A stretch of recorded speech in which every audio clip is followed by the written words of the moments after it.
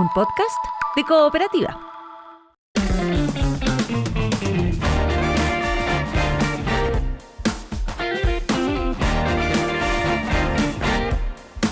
¿Y hasta qué punto pueden estar exagerando quienes están diciendo que se viene el fin del mundo con este sistema frontal? Es un poco eso. Es un poco eso, ¿no? Que queremos un poco como aterrizar esto. A ver. En términos mundialeros, poner la pelota en el piso. Eso es. Por eso vamos a conversar ahora con un meteorólogo de la Universidad de Chile. Exactamente. Roberto Rondanelli está con nosotros. Es meteorólogo, es el académico del Departamento de Geofísica de la Universidad de Chile y es director del Centro de Ciencia del Clima y la Resiliencia CR2. ¿Cómo estás, Roberto? Bienvenido. Hola, muy bien, muchas gracias. Gracias por estar con nosotros. Bueno, es que llama mucho la atención porque uno ve los pronósticos, uno se queda, sin saber, se queda con lo que dicen en la televisión, muestran estos modelos, que el wind y todo eso, y uno se preocupa, o sea, y por eso, como bien decía Cecilia, tenemos ganas de como poner un poco la pelota en el piso. Es que tanta complicación es lo que va a haber, va a ser efectivamente muy catastrófico como se plantea. Estos sistemas son confiables. ¿Qué nos puedes decir? Bueno, el pronóstico del tiempo igual ha evolucionado bastante desde los años 60 del siglo XX, donde primero se hicieron, y ahora tenemos la ciencia está bien avanzada, digamos, respecto del pronóstico del tiempo. Entonces, si bien la sensación de las personas es que los meteorólogos se equivocan, la verdad es que los pronósticos son muy precisos, ¿ya? Y la precisión no es... En los eventos extremos, como este que vamos a experimentar ahora, es mucho mejor que los eventos más débiles, ¿ya? Y ahí, yo creo que de ahí viene la percepción de las personas de que en realidad esto podría no ser, porque muchas veces nos toca que estamos o al borde del sistema frontal, sobre todo en Santiago, o que en una de esas van a caer 5 milímetros, pero en realidad no cae nada.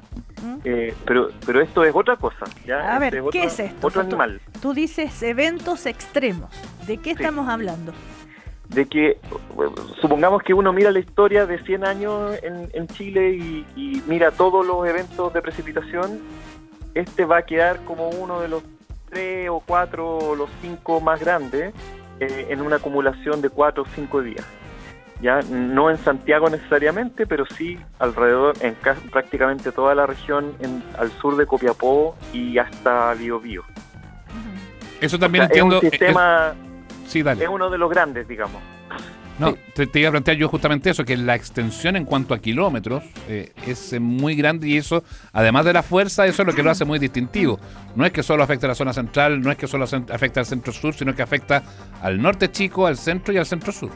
Eso, y también pasa que como que la circulación atmosférica se queda como un poquito pegada.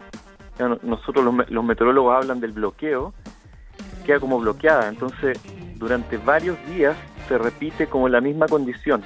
Ya eso también ayuda desafortunadamente a que el evento acumule mucha lluvia.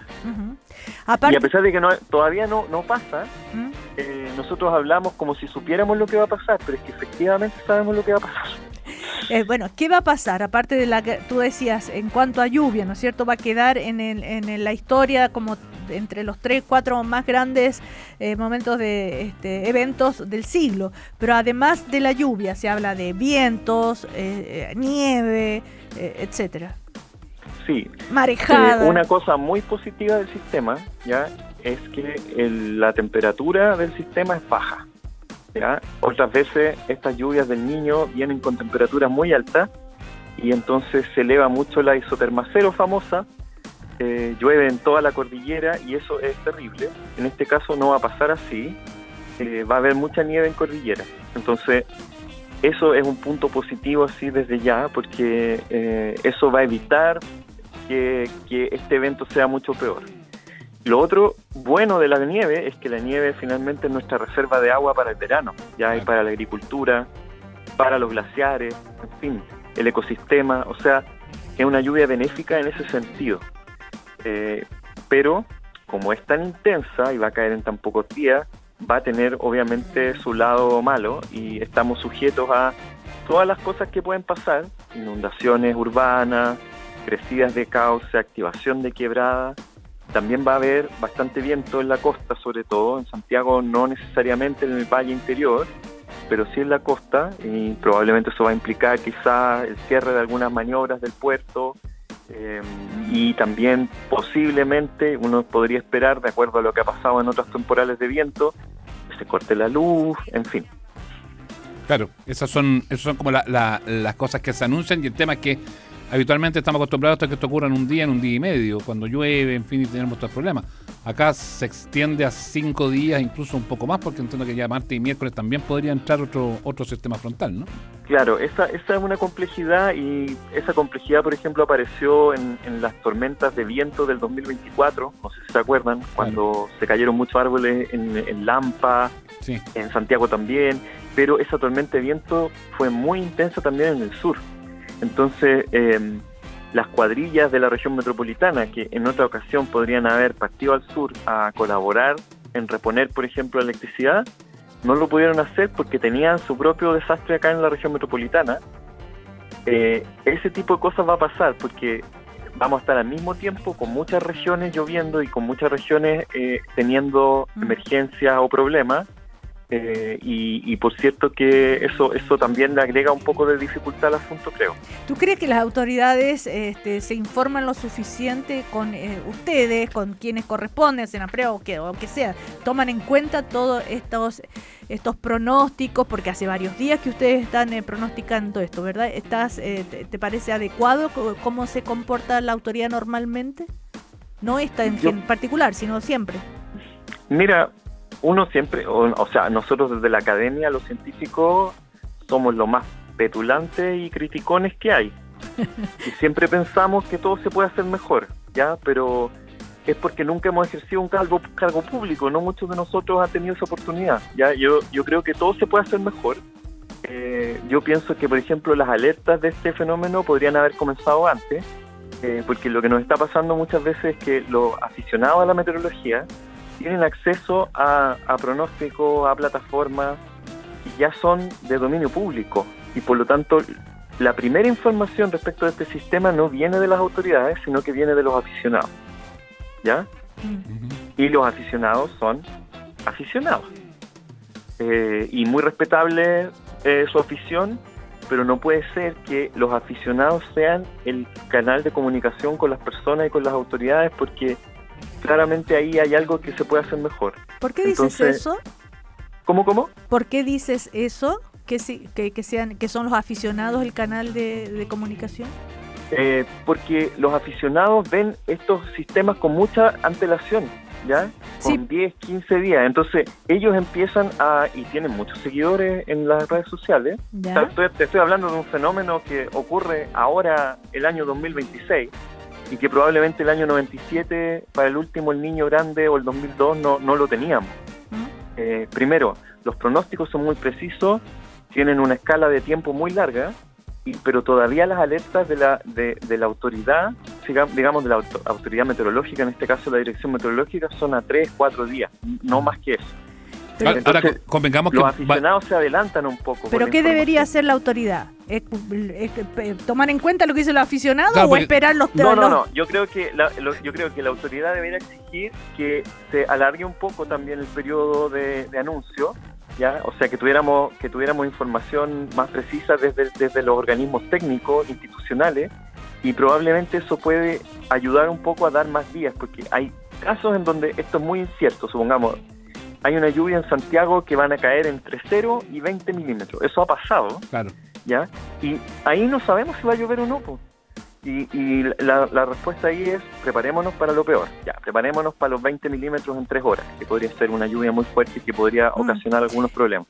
Pero esa preparación puede ocurrir con mucha antelación si es que institucionalmente tuviéramos una cosa más flexible, ¿ya? O sea, tú quieres decir que la autoridad debería exigirle a la academia o al servicio de meteorología oficial que amplíe el pronóstico, ¿eso? Sí, amplíe el pronóstico y mejore la comunicación también, porque también me parece a mí que las alertas y las alarmas son todavía muy ochenteras, nos quedamos como atrás en eso.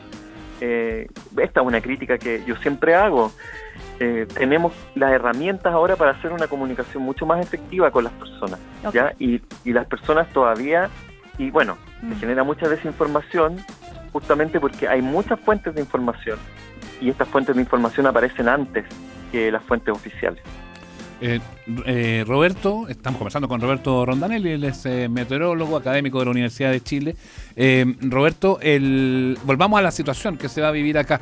Ya sabemos, y tú lo planteabas recién, de repente con 20, 30, 40 milímetros quedamos bien mojados, bien inundados en algunas zonas, y aquí se proyecta bastante más en cortos periodos de tiempo en la zona central. Y si nos movemos un poquitito más al norte, a la zona, una zona que necesita mucha agua, la zona de Petorca, en la región de Coquimbo, la zona de Choapa, Limarí, precisan mucha agua, y por eso yo entiendo que así lo planteas como una buena noticia. Pero van a caer 300 milímetros en 5 días, de acuerdo a la proyección. ¿Cómo lo podemos dimensionar? O lo mismo lo que va a pasar aquí en la capital, que se habla de 150 milímetros. ¿Cómo dimensionamos eso como para entender en el fondo la fuerza o la potencia que tiene esta cadena de sistemas frontales? Sí, bueno, los milímetros son un poco difíciles de entender para la gente, pero 1 milímetro equivale a echar 1 litro de agua en 1 metro cuadrado. Entonces uno raya un pedazo de tierra de 1 metro por 1 metro, y 1 milímetro es que le tira un jarro, ¿ya? 300 milímetros significa que uno le va a tirar 300 jarros de agua a cada metro cuadrado de superficie que hay. Es mucho. Es harto, ¿ya? No. Y el problema, claro, es que la hidrología tiene sus tiempos, ¿cierto? Si llueve despacio, entonces la tierra absorbe, se filtra las napas, ¿cierto? Se demora un poco el proceso. Pero si llueve muy, muy rápido, la tierra no alcanza a absorber y todo se generan caudales nomás, ¿ya? Y esos caudales son potencialmente muy peligrosos, muy destructivos. Nuevas construcciones, gente que se puso cerca de una quebrada porque no pasaba nada ahí. Ya muchos años sin una lluvia fuerte en algunas zonas del norte chico, ¿ya? Entonces ahí yo creo que hay que poner el ojo muy, muy fuerte en el norte chico, sobre todo porque esos montos que ustedes señalan son muy probables que se van a alcanzar. ¿Valle o también costa? En todos lados, dependiendo un poco de la orientación de la topografía. Ya nosotros vemos que el sistema viene con un viento nor-noroeste, entonces toda la topografía que está como abrazando el viento nor-noroeste, así como derechito mirándola, se genera ahí un efecto topográfico de la lluvia, y ciertas bahías, ciertos lugares, por ejemplo Los Vilos, también tiene un pronóstico de más de 300 milímetros, con Barbalá, no sé a cuánto está llegando ya, pero más de 300. Yo ayer lo miré y eran 350, podrían ser 400, todos esos números son verdad, o sea, van a ocurrir, ¿ya? A lo mejor no van a pasar exactamente en ese lugar, pero un poquito más allá. Ya eso es lo que pasa también en Santiago, que a veces llueve en Paine y no en Santiago, pero ahora vamos a ver lluvia en todos lados. Ok, o sea, no se está exagerando, son eventos realmente extremos. Es un evento extremo, sí. Te damos las gracias, Roberto. Roberto Rondanelli, entonces meteorólogo de la Universidad de Chile, académico del Departamento de Geofísica. Hasta cualquier otro momento. Nos vemos pronto, sí. Sí, vamos a estar hablando de seguro este fin de semana. Gracias, Roberto. Gracias. Eso. Chao. Cuídense, chao. Chao, que te vaya bien. Director del Centro de Ciencia y el Clima y la Resiliencia también, nuestro entrevistado. Estás escuchando el podcast de Una Nueva Mañana, una presentación de cooperativapodcast.cl. Bueno, y hace un ratito atrás estuvo reunido con el presidente de la República, el gobernador regional de Valparaíso, Rodrigo Mundaca, justamente poniéndose de acuerdo, coordinando todo lo que tienen que hacer para hacer frente a estos sistemas frontales que ya hemos estado conversando desde hace rato. ¿Cómo está, gobernador? Muy buenos días. Hola Cecilia, muy buenos días, muchas gracias por este contacto. Sí, gracias gobernador por estar con nosotros. Bueno, hay previsiones bien complejas para una zona, y usted bien sabe esto porque nosotros lo conocimos justamente en el tema de la defensa del agua en la zona, justo una zona como la de Petorca que se ve muy complicada con estos sistemas frontales, pero como hablábamos más temprano con un meteorólogo, son buenas noticias. El problema es que en muy poco tiempo, es una dicotomía difícil de asumir, porque obviamente la emergencia está latente, pero termina siendo a la larga beneficioso. Bueno, la verdad que, hola Sebastián, aprovecho a saludarte. Vengo llegando del CHOA, del Servicio Hidrográfico y Oceanográfico de la Armada, donde llegó el presidente José Antonio Kast, donde llegó el delegado también, algunos parlamentarios, y tuvimos una exposición acerca del rol que desempeña el CHOA en términos preventivos, en términos también de poder prever la ocurrencia de marejadas, tsunami, etcétera. Y la verdad que fue una buena visita, donde pudimos también todos concordar de que hay un trabajo muy colaborativo que está alojado en el COGRID, el Comité de Gestión de Riesgos de Desastre, donde todos los servicios públicos, los representantes del presidente Kast en el territorio, el gobierno regional que me toca liderar y conducir, estamos todos muy coordinados, precisamente para enfrentar una situación que va a ser bien inédita. Dígame. Claro, justamente usted decía en esa reunión con el presidente que ahora se hace carne esto que tanto por lo que han bregado, ¿no? Que las decisiones de inversión se tomen desde el COGRID, ¿no? Y esto en el tema que todavía falta mucho por hacer, que es la descentralización. ¿Pudo hablar con el presidente de ese tema?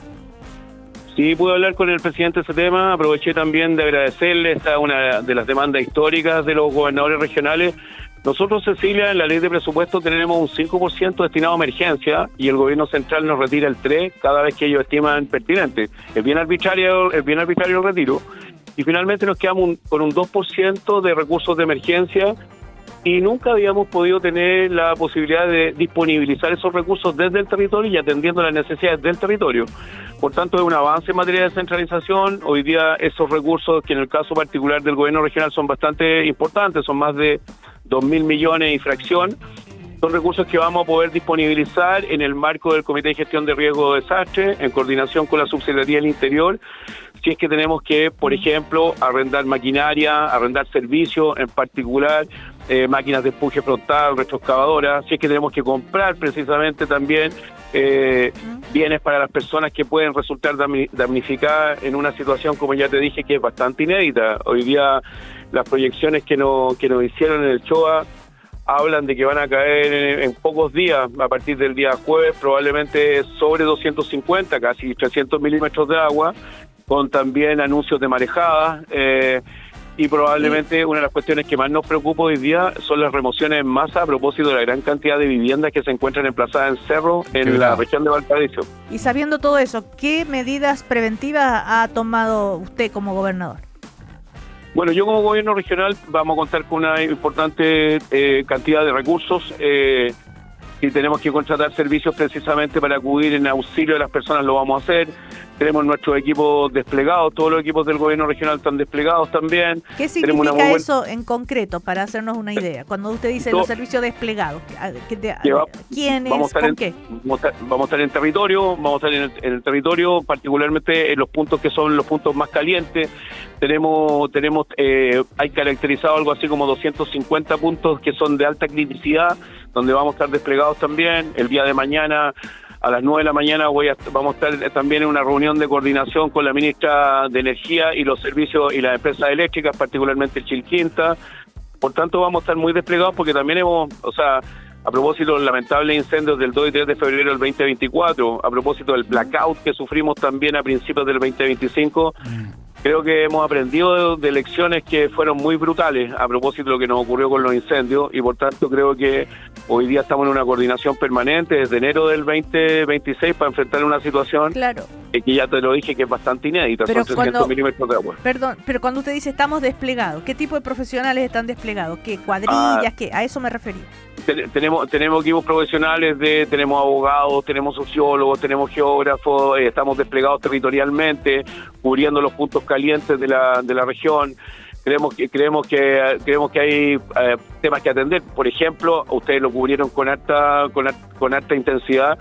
No sé si te recuerdas lo que nos pasó en Kandinsky y Miramar, que son holding inmobiliarios que se emplazaron en el campo dunar.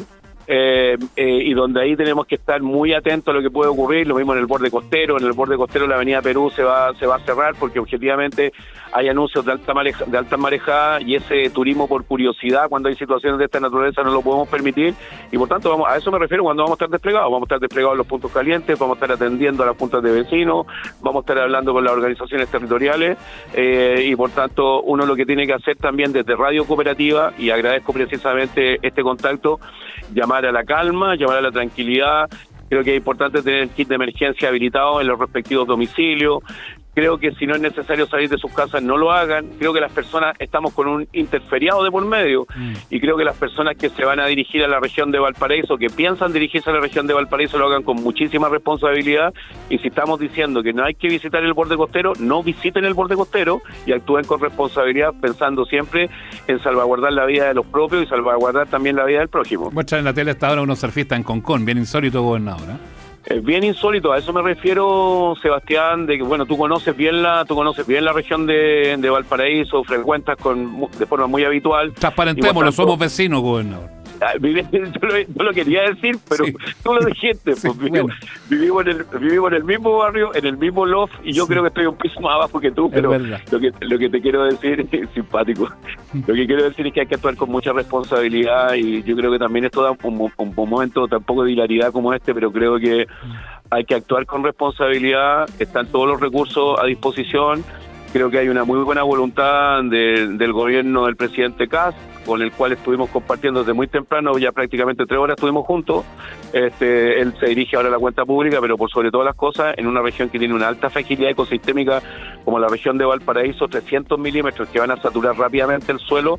La gran incógnita que tenemos tiene que ver con los efectos que pueden provocar la remoción en masa, sobre todo en territorios donde tenemos una alta población viviendo en cerro. Eso es lo que más nos preocupa en este minuto. Ese es un punto importante, gobernador, porque tiene esa particularidad, que la zona urbana en Valparaíso está llena de quebradas. Hay quebradas que probablemente se van a activar con este volumen de lluvia. Usted mencionaba lo de los edificios ahí en Concón, en Kandinsky, y los euros que están en esa zona donde eso como en particular eso lo que pasó ahí en Concón, uno dice llovió mucho menos y quedó ese estropicio en ese sector, aquí puede haber un riesgo mayor. ¿Qué es lo que han analizado? ¿Las obras de mitigación se lograron completar? ¿Está a firme eso o hay una duda de que pueda existir con un temporal de estas características? Mira, la verdad es que lo que tú dices con respecto a Euromérica, Kandinsky, Santorini, colapsaron con un volumen de agua infinitamente menor. Claro. Ahora, claro, no puedo levantar ninguna hipótesis que pudiera generar alarma en la población. Nosotros ayer en el COGRID que tuvimos, en el Comité de Gestión de Riesgo de Desastre, las autoridades del Ministerio de Obras Públicas nos dijeron que los colectores estaban activados, que ellos pensaban de que no iba a ocurrir nada anómalo que pudiera afectar la vida de las personas, pero la verdad que es que nunca hemos estado enfrentados a una situación de esta naturaleza.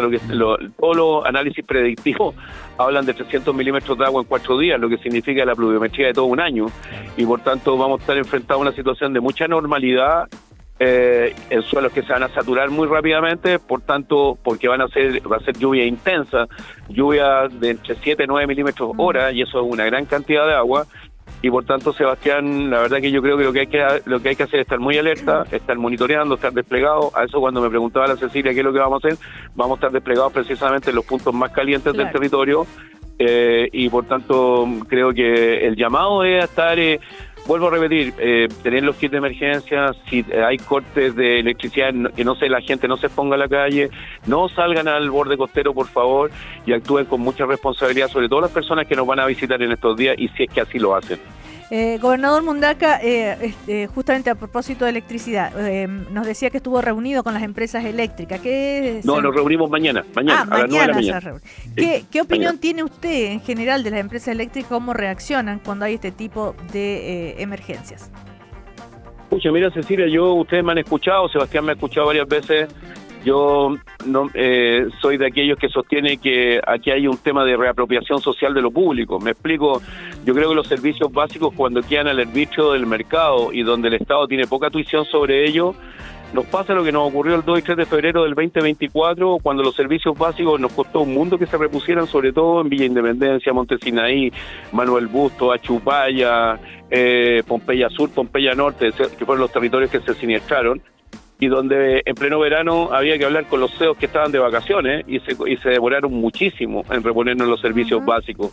Por tanto, yo haría un llamado desde Radio Cooperativa a que las empresas generadoras de electricidad, a quienes tienen la concesión del agua potable en el territorio, estén con sus equipos muy a disposición y que no nos vuelva a ocurrir que pasaron meses para la reposición de la energía, meses para la reposición de agua, porque como te decía, con el 2024 y los 4 meses que estuvimos dedicados en el COGRID, aprendimos lecciones que hoy día son muy importantes. Por eso también, Cecilia, valoro mucho de que la DIPRES haya tomado la decisión de dejarnos el 2% de emergencia a disponibilidad del territorio, porque también el 2 y 3 de febrero del 2024 las cajas de mercadería llegaban de Santiago, las casas de emergencia llegaban de Santiago, el coordinador para enfrentar la emergencia cuando se presenta dice, yo vivo en Santiago y voy a venir a la región cada vez que pueda. Situaciones de esa naturaleza no se pueden repetir y no las vamos a permitir que se repitan. Gobernador, se lo preguntaba antes, pero parece que no me alcanzó a escuchar bien ahí al principio de la conversación. Esta es una mala noticia por la intensidad, la fuerza que tiene esto, pero en zonas como Petorca, por ejemplo, a la larga, la raya para la suma va a ser buena porque va a caer mucha agua en una zona donde no cae mucha agua y donde los problemas hídricos son muy potentes y muy importantes. De hecho, usted lo conocimos justamente por la lucha y por la defensa del agua en esos sectores. ¿Es tan así? ¿Esta lluvia va a servir para algo proyectable en el mediano plazo o a la larga termina siendo un poquito como agua sobre la arena solamente? O sea, el agua que llega al mar juega un rol ecológico y ecosistémico muy importante desde el punto de vista de la biota marina. ¿Por qué digo esto? Porque si bien es cierto, el agua que va a llegar es muy importante y llega en un buen momento, porque no es una lluvia tardía, si esta lluvia estuviera concentrada en los meses de agosto, septiembre, sería una muy mala noticia para los pequeños agricultores, porque perderían su fruta cuajada, los botones en flor, etcétera. Llegan en un buen momento, sin duda.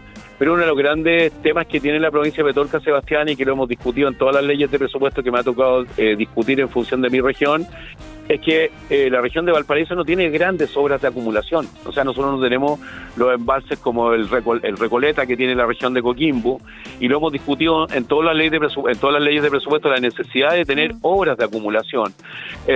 Hay pequeñas obras, hay pequeños tranques que pueden acumular, no sé, 20.000, 30.000 o 50.000 metros cúbicos de agua que te van a permitir regar 3 o 4 veces durante la temporada, pero en la práctica esta es una ocasión para volver a poner en el centro de la discusión la necesidad de que la región de Valparaíso, particularmente territorios que han sufrido tanto desde el punto de vista de la falta de agua, puedan implementar obras de acumulación que nos permita tener una provisión de agua suficiente y necesaria para la temporada agrícola. Así que, sin duda, pero los problemas que tenemos en la provincia de Petorca, a propósito de lo que plantea Sebastián, en la caracterización que hizo ayer en el COGRID, en todas las provincias la gran amenaza es el desborde de los cauces de los ríos. Claro. Y en el caso particular de la provincia de Petorca es el colapso que pueden sufrir los sistemas de agua lluvia.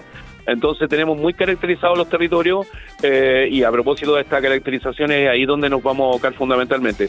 Es fundamental el agua en el territorio de Petorca, sin duda, pero es fundamental también decirle al Ejecutivo destinar recursos para grandes obras de acumulación de agua, ya que en un escenario de esta naturaleza esa agua es muy bendita y es muy bendecida por los pequeños agricultores. Bueno, le damos las gracias al gobernador, le deseamos lo mejor, que todo resulte bien. El gobernador de la regional de Valparaíso, Rodrigo Mundaca. Hasta cualquier otro momento, Rodrigo Mundaca. Gracias, Cecilia, y saludo a mi vecino también, a Sebastián. Abrazo. Chao, gobernador, gracias, que le vaya bien. Chao. Estás escuchando el podcast de Una Nueva Mañana, una presentación de cooperativapodcast.cl. Bueno, ante los anuncios de este sistema frontal, ya estamos en contacto con Alicia Cebrián, la directora nacional del Servicio Nacional de Prevención y Respuesta ante Desastres, que es el SENAPRED. Como para hacer un resumen, ¿en qué estamos en estos momentos? ¿Cómo está, Alicia? Muy buenos días. Hola, muy buenos días. Muchas gracias por el contacto. Gracias por estar con nosotros. La situación más compleja en este minuto, ya con el frente activado, en la zona de Ñuble, ¿no? Sí, bueno, se están registrando precipitaciones bien intensas en Ñuble, con algunos anegamientos en calles, por las intensas lluvias que iniciaron anoche, pero que se han ido incrementando en el transcurso de la mañana, tal como estaba proyectado por la Dirección Meteorológica. Y bueno, y el paso del sistema frontal en las regiones del más al sur ha dejado algunas algunas situaciones de emergencia menores, pero que de todas maneras estamos monitoreando y haciendo el seguimiento para que puedan ser superadas y abordadas. Me imagino, porque esta es una situación bastante excepcional, son eventos extremos los que van a ocurrir, nos decía esta mañana un meteorólogo. En ese sentido, las medidas que se han ido tomando, por ejemplo, la suspensión de clases y otras acciones, ¿qué tal si recordamos todo en qué situación estamos? Porque hay mucha información y a veces ya nos perdemos.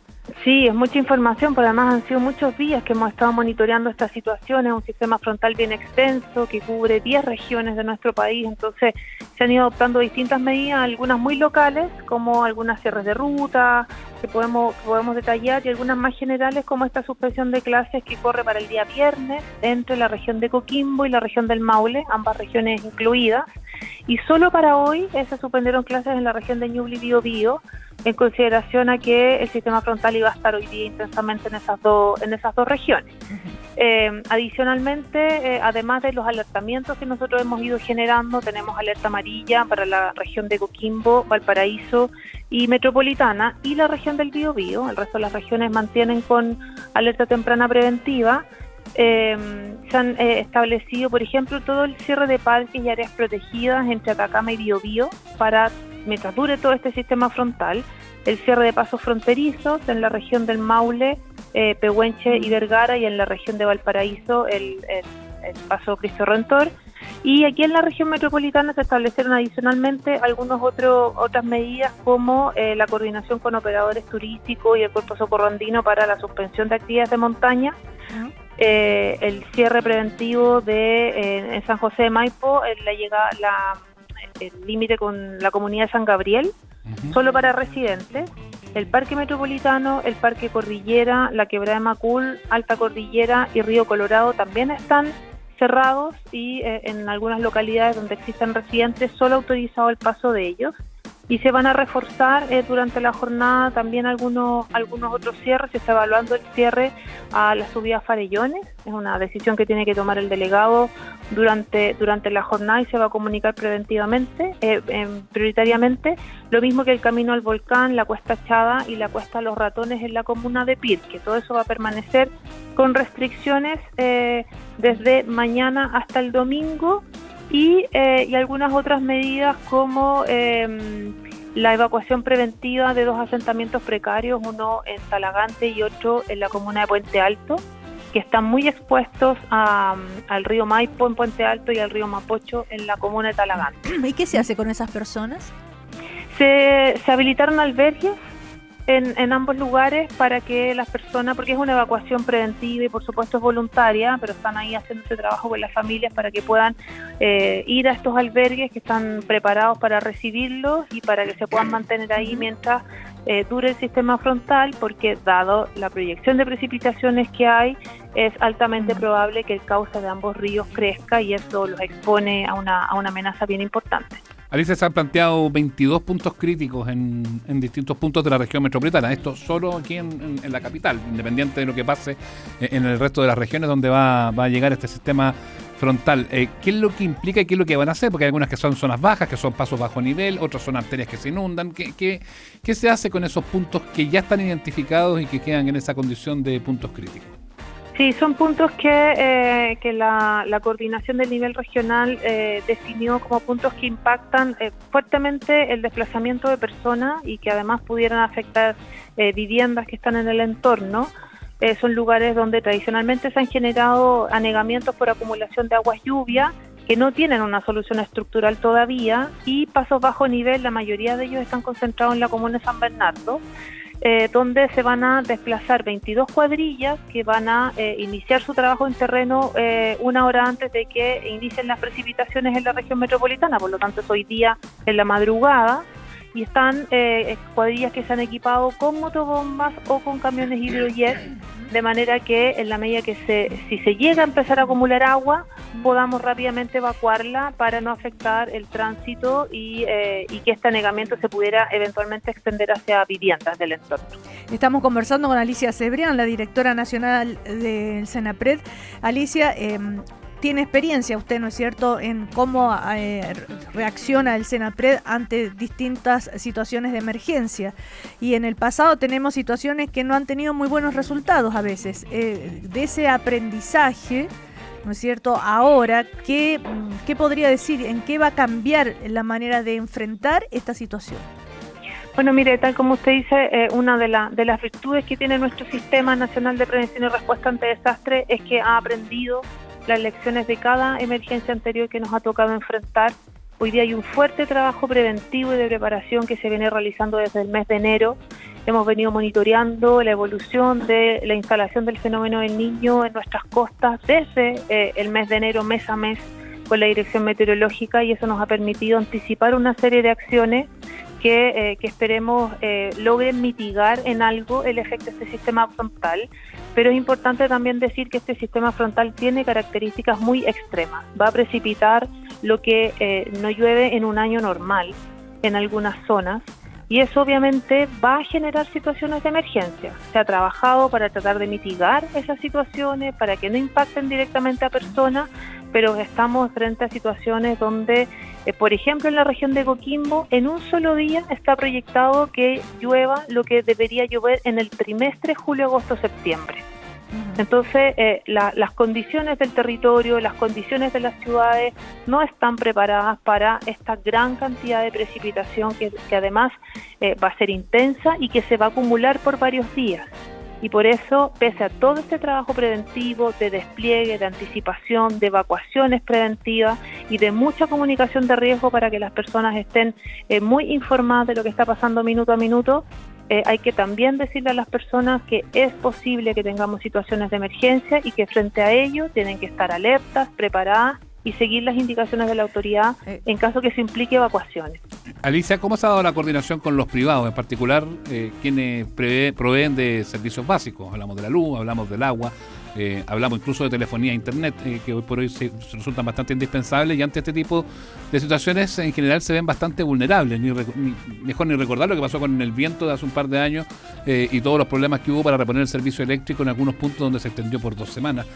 ¿Cómo se ha establecido esa coordinación para exigir también desde parte del Estado al privado una red de protección, justamente para evitar que, al menos si van a ocurrir estas situaciones, que sean lo más cortas posible? Correcto, sí, mire, se han trabajado en planes de preparación para el invierno con las empresas del sector eléctrico y la sanitaria, que son fiscalizados además esos planes por las respectivas superintendencias. Además han dispuesto de una serie de cuadrillas y máquinas, herramientas para poder enfrentar situaciones que los involucre en términos del abastecimiento de agua potable. Tenemos además planes de abastecimiento alternativo dispuestos en todas las regiones, con un sistema muy focalizado de georreferenciación en cada una de las comunas de donde se instalan los estanques en caso que hubiera que hacerlo, de abastecimiento de agua, y coordinado con los municipios el abastecimiento de ellos a través de camiones aljibes que son supervisados además por la autoridad sanitaria. Eso está, y eso se usa frecuentemente ante cortes programados también, entonces hay un bastante ejercicio de eso que se ha ido perfeccionando con los años. Y en el tema eléctrico, las empresas han generado sus planes, han realizado todos los trabajos preventivos que se comprometieron, han quintuplicado la cantidad de cuadrillas. Tenemos un poco más de 2.000 cuadrillas, la suma de todas las empresas entre livianas y pesadas para atender esta situación y enfrentar los eventuales cortes de suministro con prontitud, así como se les ha pedido que tengan prioridad en la atención con los electrodependientes, que son nuestra primera prioridad frente a un corte de suministro, y esperamos que estén a la altura de este desafío de poder atender una situación que va a ser importante. Es un evento que tiene características de extremo, tenemos que ver el resultado de ello, ¿no? Cómo se manifiesta para confirmar si efectivamente fue o no un evento extremo, pero esperamos que las empresas estén a la altura de responder, atender los requerimientos de sus clientes y reponer lo más pronto posible. Telefonía e internet no necesariamente son servicios básicos como los otros, pero también están contemplados en el plan. El tema de comunicación es fundamental también ante este tipo de emergencias. Sí, por supuesto. O sea, para nosotros es un servicio completamente fundamental porque, por ejemplo, los procesos de evacuación se refuerzan con sistemas SAE, y si no tenemos telecomunicaciones eso no va a funcionar. La subsecretaria se juntó con todas las empresas ayer también en una especie como de COVID, pero solo con las empresas, para fortalecer sus planes. Nosotros además tenemos la posibilidad de activar el roaming de emergencia cuando sea necesario, que le da redundancia a todo el sistema, no importando la compañía que sea la que se vea afectada. Y además tenemos por convenio con el proveedor que se adjudicó la 5G, un carro por región que se puede desplazar a los lugares que nosotros definamos, que cada COGRID defina, para poder reforzar las telecomunicaciones en el mismo sentido, no importando la empresa de la que la persona tenga contratada, va a poder recibir mensajería de texto principalmente, para lograr mantener las comunicaciones, y con eso no se ve afectado nuestro envío de SAS. Mensajería de textos siempre, y eso hay que dejarlo claro, es el SMS, no es el WhatsApp. El SMS, ¿no? sí, SMS, sí, claro. Sí. Alicia, el Senapred tiene que coordinarse con alcaldes, gobernadores, con un montón de otras instituciones. ¿Sobre quién tiene tutela el Senapred? Como ¿Quién manda, digamos, entre todas las instituciones que están preocupadas y haciendo frente a la situación? Sí, mire, el Senapred tiene un rol de coordinar, esa es su principal función, coordinar y asesorar técnicamente en materia de gestión de riesgo a todas las instituciones que forman parte del Sistema Nacional de Prevención y Respuesta ante Desastres. Y ahí tenemos servicios públicos, ministerios, organismos técnicos, la academia, los municipios, gobiernos regionales, todos los que tengan alguna función o alguna facultad para poder atender alguna situación de emergencia, o también en la preparación. Nosotros hacemos toda esa articulación a nivel local, provincial, regional y también nacional, y cada uno mantiene sus facultades, ¿no? Nosotros coordinamos y tratamos de que todo el mundo ponga, sobre todo en estas situaciones que vamos a enfrentar, todas sus capacidades a disposición para poder prepararnos, anticiparnos y responder de la mejor manera posible. Claro, porque a veces uno escucha una autoridad, después otra, y a veces le cuesta, ¿quién tiene la palabra, digamos, como para hacer el recuento o el resumen de la situación en que nos encontramos? Sí, bueno, nosotros somos los responsables de poder hacer el compilado y el consolidado y el balance de todo cómo va afectando los recursos disponibles, y es una información que levantamos a los medios, que levantamos también a la autoridad. Nosotros dependemos del Ministerio del Interior en términos de dependencia administrativa, por lo tanto es el Ministro del Interior y en los territorios los delegados presidenciales, regionales y provinciales quienes encabezan esta coordinación, asesorados técnicamente por nosotros, y por lo tanto es ahí donde nosotros compilamos toda esta información y la levantamos a la autoridad. Alicia Cebrián conversando con nosotros. ¿Qué pasa, por ejemplo, con la gente que vive en campamentos o en asentamientos? Recién algo decía sobre los albergues, ¿no es cierto? Pero en general hay muchos campamentos en Chile, en todas las regiones, y en la región metropolitana, por supuesto. En ese sentido, ¿qué prevención se puede hacer en esos casos? Porque es mucha la gente. Sí, es mucha gente que vive en condiciones muy precarias. Claramente sus viviendas, la mayoría de ellos no está preparado para poder resistir estas condiciones meteorológicas que se están viviendo ya en el sur y que vamos a comenzar a vivir desde mañana aquí en la región metropolitana, en la zona central. Ahí son los municipios los que han abocado sus mayores esfuerzos para poder entregarles elementos de protección que les permita poder sortear estos días. Se han habilitado, tenemos ubicables además mucha infraestructura que se puede habilitar rápidamente como albergue de ser necesario. Este trabajo también se coordina con los municipios y hay un buen catastro de dónde están esos lugares, están todos con su certificación sanitaria, etcétera. Y ya como le comentaba al inicio de la entrevista, sí, hay 2 campamentos donde en la región metropolitana se están focalizando los esfuerzos de una evacuación preventiva porque están expuestos a mucho riesgo. Eso lo está coordinando el delegado presidencial regional con los respectivos alcaldes, de manera de evitar cualquier situación compleja ahí o tener que hacer una evacuación en medio de una emergencia, que se complejiza mucho. Eso iba a decir, no esperar hasta último momento para hacer la evacuación, claro, como dice, preventiva. Pero depende de la voluntad de las personas. Claro, hay veces que no quieren salir, temen robos. Sí. Sí, claro, mire, sí, la evacuación siempre es compleja, muy compleja porque genera mucha incertidumbre, es un momento de alta nerviosidad, está todo el mundo muy estresado por la situación y obviamente es muy difícil dejarlo todo sin saber qué va a pasar cuando yo regrese, pero nuestro llamado es a pensar en que resguardar la vida, la integridad es lo más importante y ese es el llamado con esta evacuación preventiva. Se han generado los albergues para que la gente pueda estar ahí. Misma situación se hizo en Corral, que quería contarle también, también pensando en que esa zona quedó muy afectada por el sistema frontal, entonces para enfrentar se habilitaron albergues para que las personas pudieran ir, estar ahí, pasar las horas de mayor precipitación, con el objetivo de resguardar la integridad de la vida de las personas. El esfuerzo de la vida a veces está dentro de una casa, pero nuestra prioridad hoy día es resguardar a las personas, sobre todo a los más vulnerables, y vamos a seguir tratando de convencer a las personas que la evacuación preventiva es una alternativa en esta situación. Y Alicia, ¿tienen información si ya el lunes estaríamos en una situación normalizada o esto podría extenderse el lunes? Se habla de un nuevo frente intenso para el domingo para lunes. Eso. Incluso. Sí, bueno, tenemos un pulso importante el domingo, sobre todo en las 3 regiones que están con alarma meteorológica. En un ratito más vamos a tener una nueva actualización de la proyección meteorológica por la Dirección Meteorológica de Chile y vamos a saber si los montos se mantienen, se incrementan, si la alarma meteorológica se extiende territorialmente. Por supuesto que esperamos que no. Y esto se extendió hasta el domingo ayer. Vamos a esperar si eventualmente esto se pudiera extender hasta el lunes. Y lo vamos a informar oportunamente. Hasta ahora la información que tenemos a este minuto es que esto el domingo debería ir declinando paulatinamente durante el transcurso del día y que va a estar concentrado a partir de mañana jueves entre las regiones de Maule y la región de Atacama. Alicia, le quiero hacer una pregunta súper básica. Siempre como hablamos en las emergencias, no cabe muchas veces hacer estas preguntas que a veces no necesariamente van de la mano de la situación de emergencia que vivimos. ¿Cómo la ciudadanía se tiene que contactar cuando está viviendo una emergencia en un barrio? No siempre todos los ojos del Estado están puestos en todas las comunas, en todos los sectores, pero se me inundó mi cuadra, mi barrio, o el canal que pasa cerca está a punto de salirse. ¿Cómo se debe establecer esa comunicación, ese canal, para que la información realmente llegue hasta la Senapred y puedan ser considerados?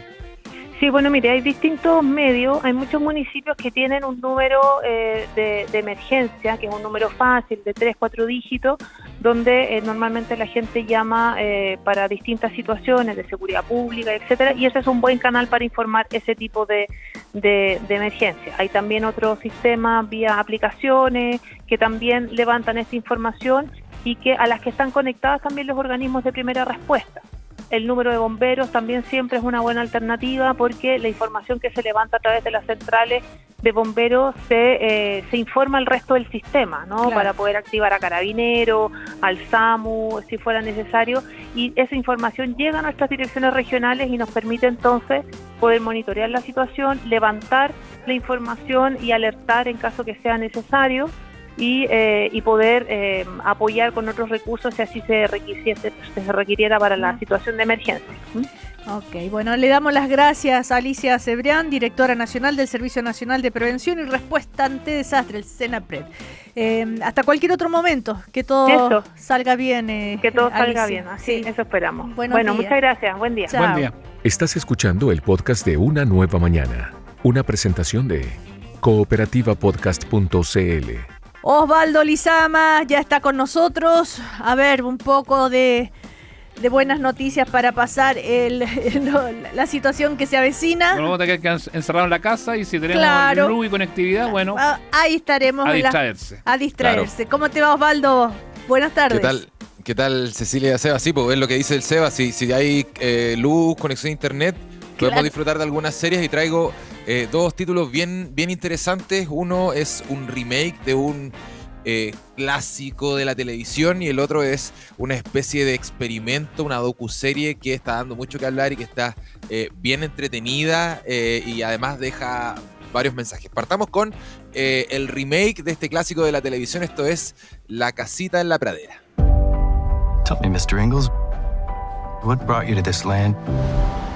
A fresh start. Bueno, han pasado más de 50 años desde el estreno de la versión original de esta serie, La casita en la pradera, La casa de la pradera, la familia Ingalls, tiene varios nombres. La hemos conocido en Latinoamérica, varias generaciones la han podido ver a través de la televisión abierta principalmente. Es divertido, Pablo, porque acá fue con esos nombres como mal traducidos. La pequeña casa en la pradera fue acá, no la casita. Claro. La pequeña casa en la pradera. como divertido. Hay que tener patas para meterse en una serie tan exitosa. Sí. Sí, era una serie muy exitosa, pero una serie que siento yo necesitaba una actualización, principalmente por el aspecto tecnológico, que es lo que más brilla en esta nueva versión de La Casa en la Pradera, esta historia que está ambientada en una época muy particular de Estados Unidos y que sigue a una familia, la familia Ingalls, encabezada por la hija menor, por Laura Ingalls, quien es a su vez quien escribió las novelas que inspiraron esta serie. Una familia que viaja hacia el oeste en Estados Unidos en búsqueda de una nueva tierra para reclamar una parcela que se estaba regalando, y ahí obviamente tiene distintas aventuras muy típicas de la época, desastres naturales, problemas con las tribus indígenas de Estados Unidos, una tierra sin ley, problemas económicos también, problemas de enfermedades y distintas dificultades que, pese a todo, la familia Ingalls va superando cada vez más. A diferencia, obviamente, de la serie original, que tiene muchísimos capítulos, 9 temporadas, se emitió durante varios años. Esta adaptación de Netflix tiene solo 8 capítulos, que son los que están disponibles de su primera temporada en Netflix. Ya hay una segunda temporada confirmada, pero eso implica que esta serie tenga también, aparte de la tecnología y de que ahora sí podemos ver en gloria y majestad los paisajes de la época de Estados Unidos y estas praderas abiertas, gigantes, una recreación muy cuidada también en cuanto a las ropas que usan y a los elementos que utilizan también para construir, por ejemplo, el pueblo, la casa o para interactuar en sí, están mucho mejor logradas en esta adaptación de Netflix que en la original. Y en ese sentido también hay cambios narrativos. Por ejemplo, esta nueva versión de La Pequeña Casa en la Pradera muestra a un papá Ingalls no tan perfecto, porque el de la serie original era bien bonachón, bien perfecto, todo Michael Landon. Claro, que está interpretado por Luke Bracey, que es un actor no tan conocido. Es medio imperfecto, se equivoca bastante, es bien inseguro a la hora de tomar decisiones, y eso obviamente repercute en las dificultades que va teniendo su propia familia. Y eso obviamente le da un grado de realismo mayor a esta adaptación de Netflix que a la serie original. Oye, porque, Osvaldo, sí. perdona, pero eso es bien importante, porque era la idealización, lo claro, otro. Michael Landon era una figura consular que Claro. se construyó en base a La Casa en la Pradera, y Melissa Gilbert que hacía Laura Ingalls, y que tenían ese sello, y no solamente eso, sino que además quedaron muy grabados. O sea, hoy por hoy hay que para discutir, no es Michael Landon el que está, entonces a lo mejor no necesariamente engancha por eso. No, para nada, esto se aleja, Seba, de fijarse en quién es el actor o la actriz que interpreta el personaje, y está más enfocado en la aventura que vive la familia en sí misma. No es que, a diferencia de la serie original, el papá acá no es siempre el salvador de lo que está ocurriendo. No, claro, sí. está idealizado y es un personaje más bien imperfecto, así lo han dicho también los guionistas que han estado a cargo de esta producción. Y no solo él, la familia en general, todos tienen distintas luces y sombras, y en ese sentido, si bien mantiene el tono familiar de la serie original, esta tiene un poquito más de elementos novelescos, te diría yo, que ayudan a la narrativa también. Está contado de una forma distinta, cada capítulo dura 1 hora más o menos, pero tiene momentos un poquito más crudos, un poquito más tristes que la serie original. No es que se oculte constantemente en la felicidad, y también hubo algunos cambios que se realizaron, por ejemplo, con el tratamiento de los pueblos originarios, que eran bien criticados en la serie original. Claro. Y acá se arregla eso, y se trabaja obviamente con indígenas norteamericanos para arreglar eso. Así que es bien entretenida la serie. Obviamente tiene su mensaje, al igual que la serie original, su especie de moraleja. ¿Tan conservador como la original o no? No es tan conservadora. No me parece una serie que se base en principios éticos, sino que más bien es todo. Tiene un fin completamente narrativo, es decir, contar una historia entretenida, una historia que sea envolvente en un contexto que hemos visto mucho en el cine, el tema de los colonos y todo eso lo hemos visto harto, así que uno se siente familiarizado con lo que va ocurriendo en esta adaptación. Así que la recomendamos, es bien interesante, tiene harto futuro, hay harta plata metida detrás también de esta serie, era uno de los caballitos de batalla de Netflix de este año, así que La pequeña casa en la pradera, La casita en la pradera y La familia Ingalls está en Netflix con su primera temporada de 8 episodios. La recomendamos si quieren ver una historia entretenida, y si son viudos de la serie original, por supuesto, no está de más repetírsela en este nuevo formato. Vamos con algo muy novedoso que se llama Introducción al asesinato. ¿Qué título? El nombre es muy extraño, pero es una serie que no tiene nada que ver con... Bueno, sí tiene que ver con asesinatos, pero es algo totalmente distinto. Hablamos de una docuserie que está centrada en un curso, en una clase de la secundaria en Estados Unidos, precisamente en el estado de Tennessee, con un profesor de sociología, que a todo esto se parece harto al Sebas Naola. Me recordó ¡Qué guapo! verlo. ¡Oh, qué guapo! No, es un líder, bueno, se parece harto al Seba. Cuando vean la serie y si conocen al Seba, se van a acordar de él. Y este profesor, a lo largo de los años, en vez de enseñar materias clásicas en base a libros, lo que hace con sus alumnos es que les gusta que experimenten casos de la vida real. Y en ese sentido lo que hace con sus cursos es tomar estos casos abandonados, cold cases que se llaman, que son estos homicidios o delitos que quedaron sin resolver y que quedaron sin culpables, y tratar de encontrar pistas a través, por ejemplo, de pedir información pública en alguna institución municipal de la ciudad donde ellos viven, o en alguna institución médica, o en tratar de contactar a personas que pudieron haber sido testigos en la época, todo a través de herramientas ligadas a la sociología. Y esta docuserie lo que hace es que sigue a un curso en particular en el año 2025 que realiza avances significativos en un caso en particular que no se había resuelto y que data de los años 70. Y esta serie, a través de sus 3 capítulos, va mostrando cómo los alumnos y el profesor van logrando avances, logran conversar con una de las víctimas de estos, bueno, esa víctima no fue asesinada, sino que hubo un intento de asesino contra esa víctima, y estos alumnos logran conversar con ella, logran aliarse con investigadores reales, logran contactar con la policía y logran efectivamente a lo largo de estos 3 capítulos avances significativos en estos casos. Y la serie, además de mostrar cómo es el proceso, cómo es cada clase y cómo ellos se van emocionando los alumnos también, te va mostrando cada uno de los alumnos cumple un personaje, cumple un perfil, y te va mostrando la serie cómo va evolucionando este adolescente en esta búsqueda, un periodo que todos sabemos es bien complejo para las personas, es una época de definiciones, y acá vemos a un grupo bien diverso de personajes de este colegio de Tennessee en Estados Unidos, cómo va encontrando razón a su vida, propósitos también a través de esta investigación que lidera este profesor. Y es una serie interesante porque más allá del asesinato y más allá de los detalles que tienen que ver con el caso que resuelven los alumnos, es básicamente una serie sobre un curso de sociología que esencialmente lo que hace es apuntar a aprender a que como alumno, como alumna, te importen las otras personas además de ti mismo.